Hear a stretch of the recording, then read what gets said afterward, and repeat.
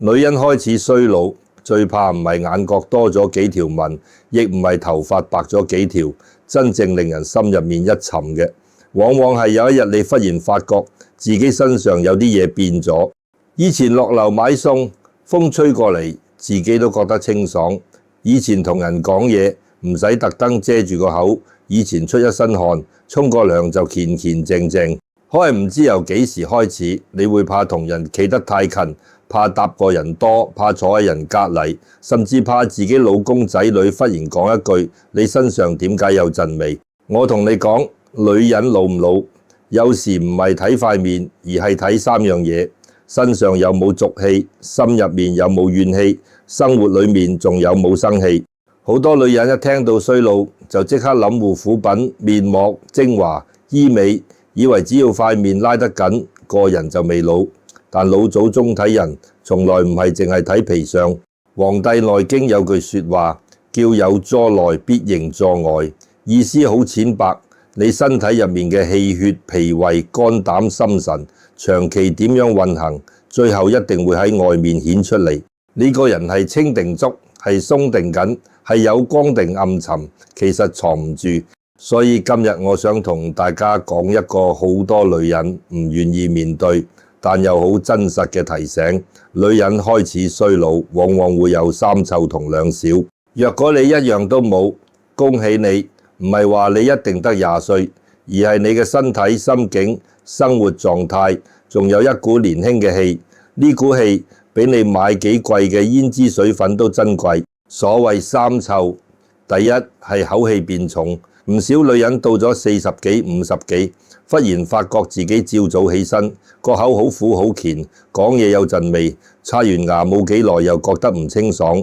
你唔好以為呢件事淨係牙齒問題，當然牙齦、垢牙、胃酸、口腔清潔都要理，但從國學養生角度睇，口氣重好多時同脾胃有關。脾胃一弱，運化唔好，食落去嘅嘢唔能夠清清爽爽化成氣血，反而積喺裏面。濕熱滯一多，個口就容易有俗味。尤其而家好多女人白日忙到冇時間食飯，夜晚又食得濃味甜膩凍飲，食完又夜瞓，瞓覺前仲攞住部電話一路碌一路焦慮，脾胃點會唔亂？第二臭係汗味變質。年輕時出汗，有時係一種清爽味，做完運動沖個涼，成個人精神晒。但有啲女人年紀上嚟之後，唔係出汗多咁簡單，而係汗有一種悶住、酸住、焗住嘅味道。尤其喺頸後、腋下、背脊、胸口，明明冇做乜粗重嘢，都覺得身上唔乾淨。呢個時候你就要諗下，自己係咪長期坐多喐少，身體濕氣困住，情緒又困住。人嘅身體好似一間屋，窗長期唔開，空氣唔流通。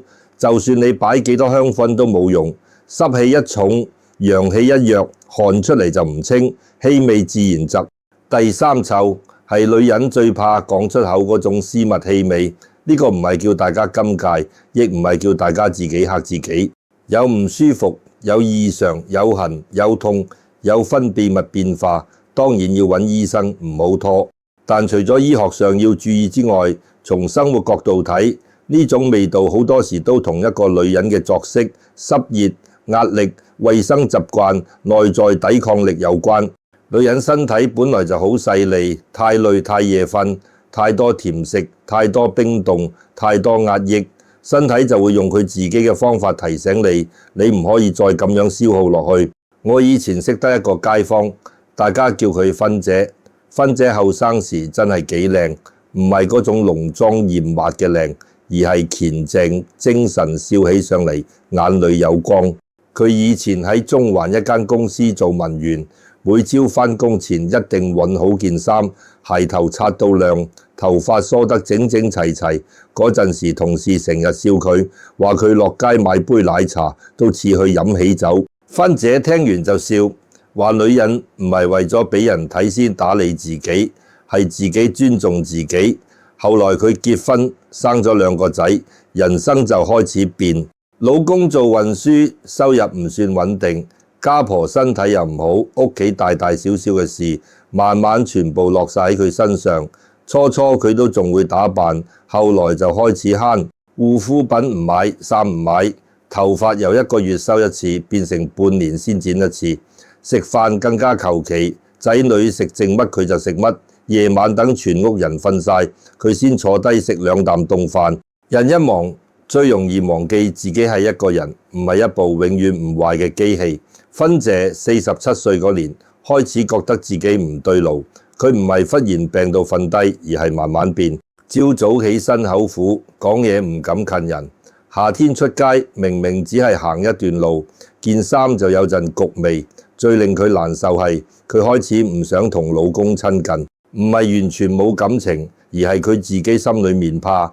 佢怕自己身上有味，怕對方嫌棄，怕一開燈見到自己鬆弛、暗沉、疲倦嘅樣，於是佢越縮越埋，越縮越唔開心。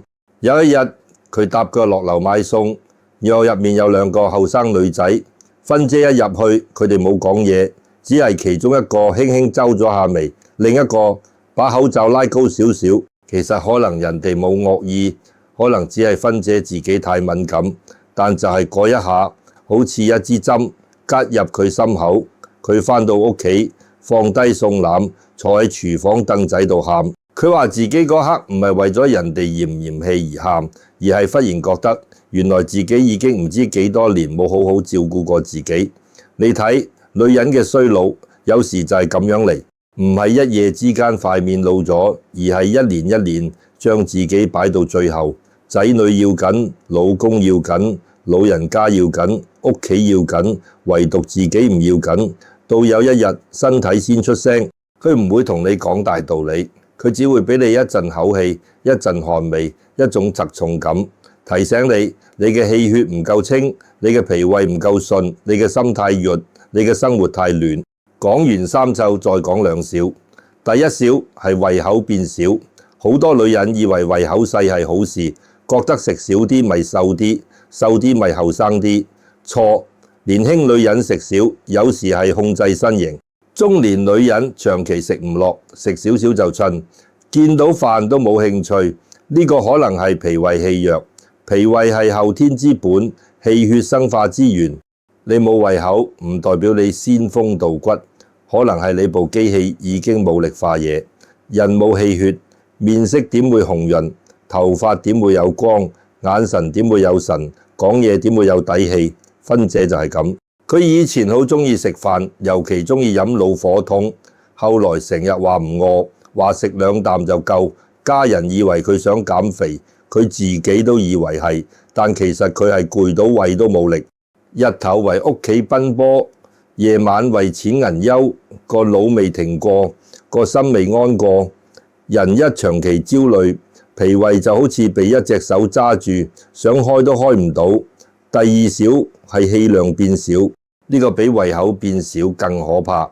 女人一老，最明顯唔係皺紋，而係講嘢越嚟越尖，心胸越嚟越窄，少少事就嬲，少少聲就煩。仔女一句無心說話都可以記幾日，老公一個眼神唔對都可以心裏面翻舊腸。你話呢個係性格？唔完全係，好多時係長期委屈、長期壓抑、長期冇人理解，最後心裏面嘅氣結住咗，氣一結人就唔鬆，人唔鬆面上就苦，面上一苦個人就顯老。易經裏面有個好重要嘅字叫通，天地之道，通則生，塞則滯，人都一樣。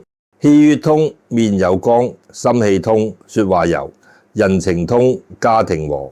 女人若果身體窄、心氣塞、脾胃弱，就算你化妝化得幾精緻，旁人都會覺得你身上有一種疲態。相反，有啲女人未必好靚，甚至面上都有皺紋，但佢行出嚟乾淨、清爽，眼神定，說話暖，成個人就有一種舒服嘅氣場。呢種氣場就係年輕。芬姐真正開始醒，唔係因為醫生一句話，亦唔係因為老公一句嫌棄，反而係一次好普通嘅舊同學聚會。嗰次聚會本來佢係唔想去嘅。你知好多女人到咗中年之後，最怕見舊同學，唔係怕見唔到人，係怕見到以前嘅自己。以前大家一齊讀書，一齊食魚蛋，一齊講笑，一齊幻想將來嫁個好老公，住間好屋，仔女聽話，自己永遠都唔會變成街市入面嗰啲鬧仔鬧老公嘅師奶。可惜人生行到後來，邊個唔係一身風塵？有啲女人嫁得好，但心唔安；有啲女人仔女有成績，但自己捱到成個人乾晒；有啲女人表面風光，夜晚瞓覺對住天花板一樣覺得空。芬姐收到同學群組信息嗰陣，望住手機好耐。群組入面好熱鬧，有人話訂咗尖沙咀一間酒樓，有人話好多年冇見，要影多啲相，有人仲放返幾張舊相出嚟。嗰啲相入面嘅芬姐20幾歲，穿住白恤衫，頭髮黑亮，笑到好開心。佢睇住張相，心裏面忽然酸一酸。佢唔係妒忌以前嘅自己靚，佢係覺得點解嗰個眼裏有光嘅女人會一步一步變到今日咁怕見人。佢本來打算揾藉口唔去，話屋企有事，話身體唔舒服，話要照顧孫。總之成年人要逃避一場聚會，永遠都有理由。但同學裏面有個叫阿玲嘅女人，私下打電話俾佢。阿玲同芬姐以前坐隔離位，感情唔算日日聯絡，但有一份舊時代嘅情誼。阿玲喺電話入面同佢講：咁多年啦，出嚟食餐飯啫，唔使打扮到好隆重，見返大家開心下。芬姐聽完，嘴上話再睇下，心裏面其實更加慌。佢打開衣櫃，先發覺自己已經冇幾多件似樣嘅衫，好多衫係街市買餸順手買返嚟，寬寬鬆鬆，洗到變形。有啲係10年前嘅款，着上身唔係唔得，但就係有一種我已經唔再理自己嘅味道。佢拎起一件深色衫，諗住遮住身形，又拎起一條圍巾，諗住遮住頸紋。最後佢喺鏡前企咗好耐，越望越唔順眼，越望越覺得自己陌生。最難受係乜？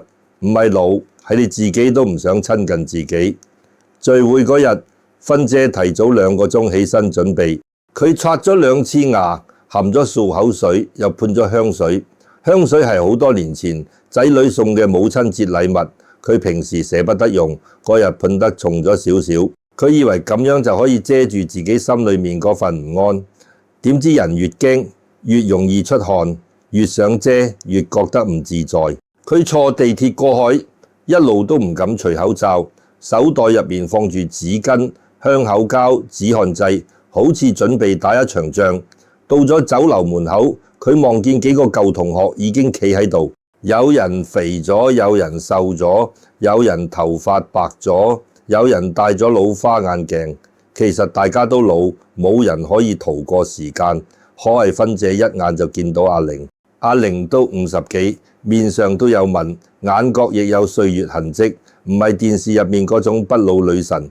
但奇怪在佢企喺人群中好舒服，佢冇穿得好火脹，只係一件乾淨淺色上衣，一條合身長褲，頭髮收得整齊，講嘢慢慢地，笑起上嚟有種清清爽爽嘅氣。芬姐同佢一靠近，就聞到阿玲身上唔係香水味，而係一種恬靜味。呢種味好難形容，唔係花香，唔係粉味，係好似洗乾淨嘅衫曬過太陽之後嗰種味，令人覺得安定。阿玲拖住芬姐隻手，話：咁多年冇見，你點啊？芬姐未答，個心已經有啲震，因為佢忽然發覺，原來同齡女人之間嘅距離唔係差在一塊面，而係差在一口氣。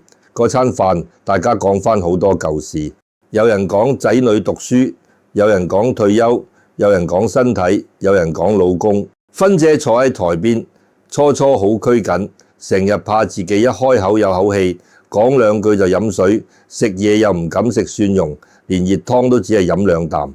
阿玲坐喺佢隔離，望住佢細細聲講：你係咪成日好攰？芬姐一聽，眼眶差啲紅，因為呢句說話好似有人終於睇見佢唔係肥咗、老咗、殘咗，而係攰咗。阿玲冇當眾講大道理，只係飯後同芬姐行去海旁吹風。尖沙咀海邊夜晚有風，對面中環燈火一盞一盞，好似人生行到某個年紀，遠睇仲光。近睇先知每一盞燈後面都有人挨緊。芬姐忍唔住同阿玲講：我覺得自己好似變咗另一個人，身上唔清爽，個口又有味，成日冇胃口，脾氣又差。我以前唔係咁㗎。阿玲聽完冇笑佢，亦冇扮專家，佢只係話我都試過。原來阿玲幾年前都挨過一段好難嘅時間，佢老公生意失敗，屋企欠債，阿媽中風，仔女又反叛。嗰陣佢日日瞓得3-4個鐘，食飯求其，脾氣越嚟越燥。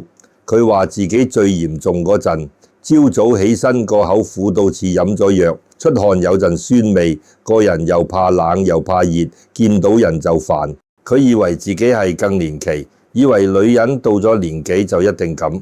直到有日佢喺街市買魚檔，阿姐同佢講：阿玲，你近排成個人好暗喎，唔好成日嬲啦，女人一嬲個樣好快老㗎。一句街市阿姐嘅説話竟然點醒咗佢。阿玲話佢嗰晚返屋企照鏡，先發覺自己對眼好惡，嘴角向下，眉心長期皺住。佢唔係唔想溫柔，而係生活太多難關，將佢磨到只剩低防備。佢開始明白身體嘅味有時係生活積出嚟，面上嘅苦有時係心裏面怨出嚟，氣量變少有時係因為太多年冇人好好接住自己，所以自己都唔識接住自己。老祖宗講相由心生，唔係迷信咁簡單。相唔單止係五官，仲包括你嘅神態、氣息、聲音、步伐、眼神。你心入面長期委屈，眉頭自然鎖；你身體長期濕滯，氣味自然雜；你脾胃長期虛弱，面色自然暗；你成日講怨話，口角自然帶苦。呢啲全部都係相。易經講窮則變，變則通，通則久。人行到一個困局，唔可以硬撐到底。硬撐唔叫堅強，懂得變先叫智慧。女人到中年最需要嘅唔係同歲月鬥氣，而係學識調整。以前你可以3日唔瞓都冇事，而家唔得。以前你可以食凍飲甜品宵夜，第二朝照樣精神，而家唔得。以前你可以心裏面有氣就吞落去，吞完扮冇事，而家吞得太多，身體會替你爆出嚟。阿玲就係由嗰陣開始改，佢冇做咩驚天動地嘅事，冇一夜暴瘦，冇買成櫃補品，亦冇突然變成富太太。佢只係由最細嘅地方開始，朝早起身先飲幾啖暖水，每晚盡量早半個鐘瞓，食飯唔再食仔女剩飯，而係好好俾自己剩一碗熱飯。衫汗濕咗就換，唔再覺得忍一忍慳水慳電就算。每日落樓行20分鐘，唔係為減肥，係為俾身體嘅氣流翻起嚟。更重要係佢開始少講怨話。佢話以前一開口就數老公、數仔女、數命苦，數到最後自己都覺得自己成個人苦。後來佢學識有啲説話唔係唔講，而係唔好日日講。有啲委屈唔係冇發生，而係唔好將佢變成自己唯一嘅身份。佢每日問自己一句：今日我有冇做一件事係真真正正為自己好？就係咁一句，慢慢將佢救返。芬姐聽到呢度好耐冇出聲，海風吹過嚟，佢忽然覺得自己噴得好重嘅香水，反而好刺鼻。佢明白咗，香水遮唔住一個女人長年累月嘅疲憊。名牌衫遮唔住一個女人心裏面嘅怨，厚粉底遮唔住氣血不足嘅暗沉。真正令人舒服嘅女人，唔係冇味，而係身上冇俗味；唔係冇脾氣，而係心入面冇長期結住嘅怨氣；唔係冇老態，而係老得唔狼狽，老得有秩序。嗰晚返到屋企，芬姐冇即刻大掃除，亦冇發誓要徹底改變人生。真正嘅改變，往往唔係喊口號開始，而係由一個細細嘅動作開始。佢第一件事係將手袋入面嗰支香水攞出嚟，放返櫃桶。佢唔係以後唔用香水，而係唔想再用香水去掩飾自己唔安。第二件事係倒咗雪櫃入面幾盒放咗幾日嘅剩餸。以前佢一定捨不得，覺得浪費。可係嗰晚佢忽然明白，女人長期將所有唔新鮮、冇營養、冇人要嘅嘢放入自己肚入面，其實係一種對自己嘅輕賤。第三件事佢沖咗一個好慢嘅熱水涼，唔係趕住沖完去洗碗，唔係一邊沖一邊諗明日買咩餸，而係好安靜咁將自己由頭到腳洗乾淨。佢洗頭、吹乾頭髮，換咗一套乾淨睡衣，然後照鏡，鏡入面嘅佢仍然有紋，仍然有黑眼圈，仍然唔係後生女。但佢第一次冇用厭惡嘅眼神望自己，佢只係輕輕同自己講：辛苦你啦，你唔好小看呢4個字。好多女人一生聽過好多責備，聽過好多要求，聽過好多你應該，卻好少聽到一句辛苦你。如果冇人講俾你聽，你要自己講俾自己聽。因為一個女人開始重新愛惜自己嗰刻，身體先會慢慢願意同你合作。你再點逼佢、怨佢、嫌佢老，佢只會越來越沉。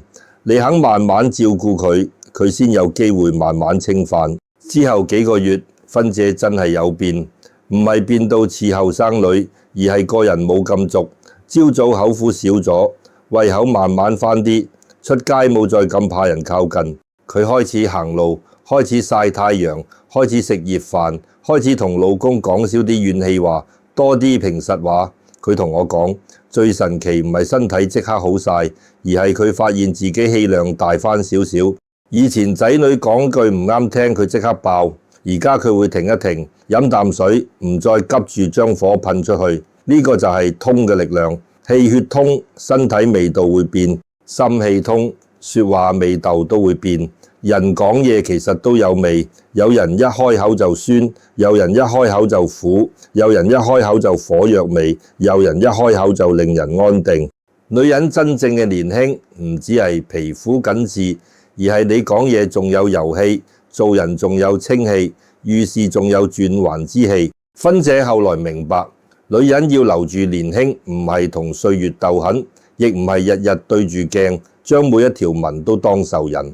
人會老，花會謝，月會缺，4時有春夏秋冬，人生亦有生長收藏。呢個係天道。真正有智慧嘅女人，唔係死死揸住20歲嘅樣，而係到咗40、50、60歲，仍然知道點樣養住自己一口清氣，點樣守住自己一份體面，點樣唔俾生活將自己變成一個又怨又俗又乾枯嘅人。女人身上最貴嘅唔係香水味，而係恬靜氣；唔係胭脂色，而係氣血色；唔係講嘢幾叻，而係一開口令人舒服。好多女人後生時靠樣貌吸引人，中年之後就要靠氣場留住人。氣場呢樣嘢聽落好玄，其實好實在。你有冇好好瞓覺？有冇好好食飯？有冇日日喐動？有冇少啲怨氣？有冇將身體照顧恬靜？人一望一聞一聽，其實都感覺得到。易經講陰陽消長，陽氣足人就有精神，陰液足人就柔潤。女人過咗某個年紀，最怕就係一邊陽氣唔夠，一邊心火又旺，身體虛但脾氣大，氣血少但心事多，胃口細但怨氣重。咁樣落去，唔單止人顯老，連福氣都會被自己嘅疾氣擋住。你諗下，一間屋如果長年唔通風，窗簾唔拉開，雜物堆滿，味道焗住，就算入面放幾貴嘅花，都唔會香得自然。人都一樣，唔通點會清？唔清點會有光？佛家講身口意三業，身係你點樣對待自己嘅身體，口係你講出嚟嘅說話，意係你心入面日日轉緊嘅念頭。一個女人如果身體長期被忽略，口裏面成日怨，心裏面成日苦，慢慢就會變成一種內在嘅消耗。你唔好以為人老只係皮膚老，真正可怕係心念老。心一老，人就唔想打理自己，人一唔打理自己，身體就更加沉，身體一沉，脾氣就更加差。呢個循環一開始，如果唔醒，會越轉越深。所以三湊兩少，其實唔係咒女人，係提醒女人要返嚟照顧自己。口氣重，提醒你脾胃要理；汗味走，提醒你濕氣要散；私密氣味明顯，提醒你生活作息同身體狀態要留神；胃口變少，提醒你氣血來源弱咗，氣量變少，提醒你心入面塞住太多委屈同怨氣。身體從來唔會無端端同你作對，佢好多時係你人生最誠實嘅朋友。你唔聽佢細聲提醒，佢就要用更大聲嘅方式叫醒你。第一樣，我想大家由口氣開始改。女人到咗中年，口氣清唔清，真係好影響一個人嘅自信。唔係叫你日日食薄荷糖遮住，而係要從根處理。早晚刷牙，牙縫要清，舌苔要留意，定期睇牙醫，呢啲係基本。但更深一層係你夜晚唔好再成日食濃味宵夜，少啲甜膩，少啲冰凍，少啲一邊焦慮一邊食嘢。脾胃最怕暖，食無定時，瞓無定時，情緒又無定時，佢就會暖俾你睇。你試下早上起身飲幾啖暖水，早餐食得簡單但熱，夜晚唔好食到太飽，慢慢你會發現個口冇咁苦，講嘢都咁近人啲。第二樣，身體要通風，要出汗，但唔好焗汗。好多女人成日坐喺屋企，冷氣一開就一日，喐又少，曬太陽又少，身體入面濕濕滯滯。你叫佢行路，佢話冇時間；叫佢出汗，佢話好麻煩；叫佢換衫，佢話忍一忍就得。忍得多，身體就焗住。你每日唔需要跑10公里，唔需要操到自己散晒，最簡單落樓行20分鐘，行到背脊微微暖，心口有啲開，已經好好。出咗汗就換衫、沖涼、吹乾頭髮，唔好俾濕氣貼住身體。女人身上嘅清爽唔係懶出嚟，係日常細節養出嚟。第三樣，唔好長期食剩飯、凍飯、冷飯。呢句我知好多女人聽到會沉默，因為屋企入面最常食剩飯嗰個，往往就係媽媽、係老婆、係媳婦。仔女食新鮮嘅，老公食熱嘅，老人家食軟嘅，最後剩低乜，自己倒落肚就算。你以為自己慳，其實你係日復一日用最低嘅方式對待自己。食物入肚唔單止係補，係變成你嘅氣血，變成你嘅面色，變成你嘅精神。女人要養翻一口氣，第一步就係俾自己一碗熱飯，一杯暖水，一餐像樣嘅飯。唔好覺得自己唔配，唔好覺得食好少就係美。氣血冇源頭，人好快乾。第四樣，氣量要養。你有冇發覺有啲女人一老，成日將我以前幾辛苦掛喺嘴邊？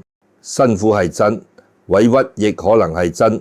但如果你日日將苦翻熱一次，心就日日被鏟一次，到最後人哋未必明白你，反而你自己先被怨氣燒乾。儒家講修身齊家，修身唔係淨係修外表，仲要修口。你唔係唔可以講委屈，但唔好將每一句說話都變成刀。對仔女少一句責怪，對老公少一句翻舊腸，對自己少一句嫌棄，氣量慢慢就會大。氣量一大，面上就鬆，眼神就柔，個人自然後生。第五樣，每日留少少時間俾自己靜，唔使好遠，唔使坐蒲團，唔使點香念經。你可以喺廚房煲水嗰幾分鐘，唔睇手機，只係聽水聲。可以落樓行路嗰陣，望下樹，望下天，唔好一路行一路諗邊個對你唔住。可以夜晚瞓前摸一摸自己隻手，講一句今日辛苦啦，聽日慢慢來。呢啲看似好細，但對女人好重要，因為女人一生太多時候都喺照顧別人，好少真正被自己照顧。我見過好多女人到咗50歲之後，忽然變得好苦，唔係因為佢哋命差，而係佢哋一直等人來珍惜自己，等老公明白，等仔女感恩，等家人主動關心，等到最後等唔到就開始怨。可係人生有時好現實，你若果連自己都唔珍惜自己，別人好容易以為你真係唔需要。你日日食剩飯，人哋就以為你鍾意食剩飯。你日日話自己冇所謂，人哋就真係當你冇所謂。你日日捱到病都唔出聲，人哋就以為你永遠撐得住。所以女人到中年一定要學識溫柔而堅定咁照顧自己，唔係自私係自重。你可以愛屋企，但唔好忘記你都係屋企嘅一份子。你可以照顧仔女，但唔好將自己消耗到只剩低怨氣。你可以慳錢，但唔好慳到自己身體壞晒。你可以忍一時，但唔好一世都吞晒落肚。真正家和唔係一個女人無限黐生換返嚟，而係每個人都明白，媽媽、太太、女人都需要被尊重、被照顧、被好好安放。芬姐後來同我講，佢最明顯嘅改變唔係人瘦咗幾多，亦唔係皮膚白咗幾多，而係佢終於唔再怕同人靠近。以前搭果，佢總係縮埋角落，而家佢企得自然。以前同人講嘢，佢成日用手掩住個口，而家佢會先笑一笑。以前老公行近少少，佢心裏面就緊，而家佢冇再咁抗拒。唔係因為佢忽然回到20歲，而係佢身上嗰種窒心理嗰種怨慢慢少咗。你話呢個係咪返老還童？唔係，呢個叫返青。女人到咗某個年紀，返青比返亂更重要。亂係歲月俾年輕人嘅禮物，青係一個女人自己收出嚟嘅福氣。你身上青，屋企氣場都會清。你講嘢柔，家人心火都會降。你氣量大，很多小事就唔會變成大災。老祖宗講，家有人妻，夫不遭橫餓。呢句唔係叫女人受苦受難，而係講一個女人若果心正氣順，真係可以穩住一個家，但前提係佢自己唔可以先倒下。女人開始衰老嘅三臭兩小，講到底就係一個濁字，口濁、汗惡、身弱、胃氣弱、心量窄。若果你一樣都冇，真係要恭喜你，因為你唔單止保養得好，更重要係你嘅身心仲有秩序。若果你有一兩樣，都唔使驚，唔使收閪，亦唔使即刻覺得自己冇救。人只要肯醒，幾時都唔算遲。怕就怕你明明聽到身體提醒，仲話算啦；明明知道自己太攰，仲話頂住先；明明心裏面怨到滿流，仲話女人都係咁。唔係，女人唔應該都係咁。女人可以老，但唔應該老到冇光；可以辛苦，但唔應該辛苦到冇自己；可以為家庭付出，但唔應該付出到身上只剩低俗氣同怨氣。真正嘅福相唔係面上冇紋，而係眼神有善。真正嘅年輕唔係皮膚緊，而係氣息清。真正嘅美唔係令人驚豔一秒，而係令人靠近之後覺得舒服。所以由今日開始，唔好再一味嫌自己老。你要問自己，我有冇每日俾自己一杯暖水？有冇好好清潔口腔？有冇少啲熬夜？有冇食一餐熱飯？有冇行一段路出一身微汗？有冇少一句怨話，多一句柔和？有冇喺照鏡嗰陣唔再用仇人嘅眼神望自己？你每做到一樣，都係幫自己翻清一分。清一分，福氣就近一分；鬆一分，人緣就好一分；暖一分，家運就順一分。聽我講到呢度，如果你覺得我呢番讀書人嘅老生常談對你心境有少少啟發，又或者你唔想呢啲老祖宗嘅養生同修心智慧喺我哋呢代人手上慢慢失傳，請你動動手指幫忙點個讚，訂閱呢個頻道，甚至轉發俾你身邊最關心嗰位女人。你一個小小嘅分享，喺佛家來講就係隨喜功德，將福報同善念傳開去。今日聽完，如果你都想提醒自己，由今日開始唔再嫌棄自己，唔再遺忘自己，不妨喺留言區留低養回清氣呢4個字。呢4個字唔係口號，係一份願心。願每一位女人無論幾多歲都可以身上恬靜，心理清明，說話有溫度，眼神有光。等我哋喺留言區一齊善念共振，亦當係送俾自己未來人生嘅一份祝福。祝福大家。